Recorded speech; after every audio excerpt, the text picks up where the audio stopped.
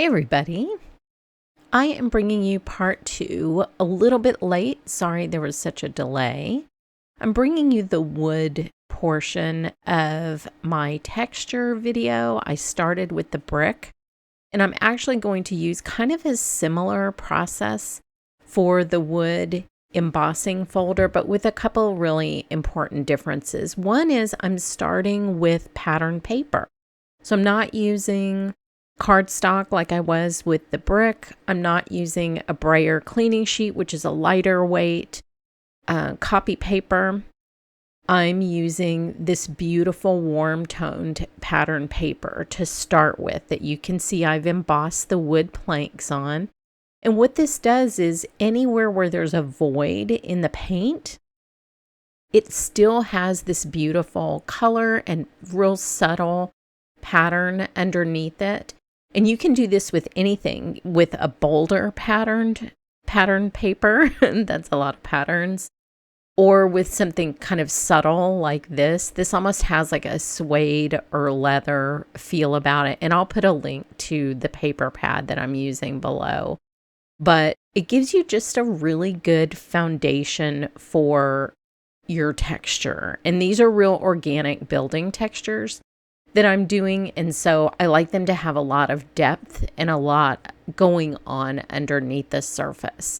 So I mixed 2 colors to brayer onto the planks, and I did that again on my gel plate because that helps me roll out the paint really evenly. And then I like to take a complementary color. So this has like a warm yellow brown tone, so I want to kind of brighten that up with a little bit of turquoise, and I'm going to add a little bit of white paint in here and just kind of mix these together, not till they're perfectly smooth. I still want little pops of color here and there, but I do want to add that complementary pop. So here I'm just cleaning my brayer. Again, these make for great bases for these kind of texture plates as well. So what I'm going to do is take the gauze. Gauze really is great for getting real subtle pops of color onto a textured surface, like an embossed surface.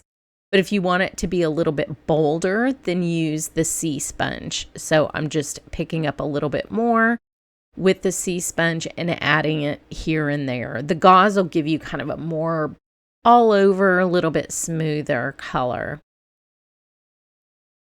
So I will just keep adding this. A sea sponge is an incredibly useful tool because the texture that it leaves is very random. Because it's an actual organic life form, it's very random and gives you some fun texture. And one of the things you kind of fight when you're doing texture in crafting is our inability to make things truly random.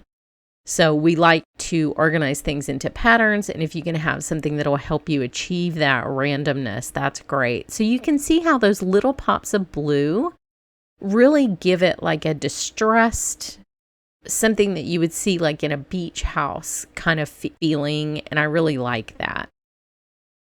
So now I'm going to roll out just some white paint here, get that rolled out pretty smoothly on my gel plate. This white paint tends to dry really fast, so this is the studio paint that I'm using, and I will put that below. I use it a lot for gel printing, but it is kind of a quicker drying paint, so you have to work a little bit faster. So for this one, I'm just starting with the sea sponge and applying that and giving it kind of a frosted look a little bit. To me, this really looks like a little beach house floor. So I'll show you that close up. You can see that kind of frosted look that it gets. It also will tone down the blue a little bit. So if you don't want that, just do it in the reverse order. Do the white first and then do the turquoise. But I just love the way that looks. I think that is so fun. And these textures just look great together. The brick and the wood, they look so, they can come out kind of clean out of the embossing folder. And This kind of roughs them up a little bit and gives them like a grittier, distressed look that I just love. So I will dry this paint and I will set that aside for embossing.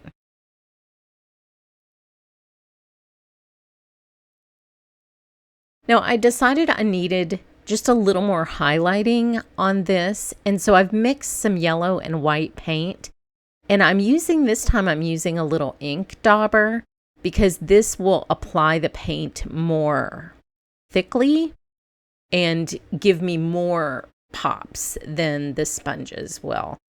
So I like those little pops of yellow on there. Again, it's just like a variety thing. It just looks really nice and distressed. Now there is another potential for embossing later on. You're essentially creating pattern paper at the same time you're just going through the cleaning process that you're using. Like normal, this one is beautiful. This is going to make a gorgeous, gorgeous, gorgeous embossed brick, which is on the other video, and I will link that for you. So head over to my blog for more information, and thanks so much for watching.